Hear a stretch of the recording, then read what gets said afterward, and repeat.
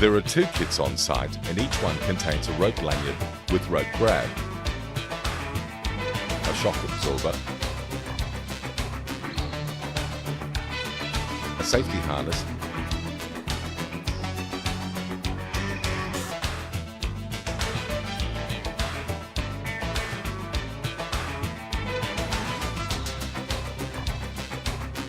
and carabiners.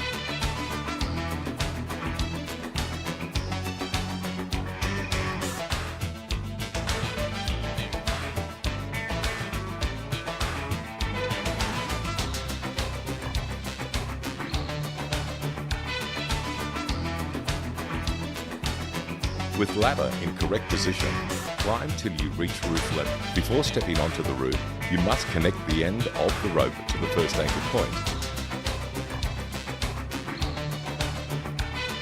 From here you can proceed to next anchor or work in a radius around the anchor point equal to the distance to the closest stage.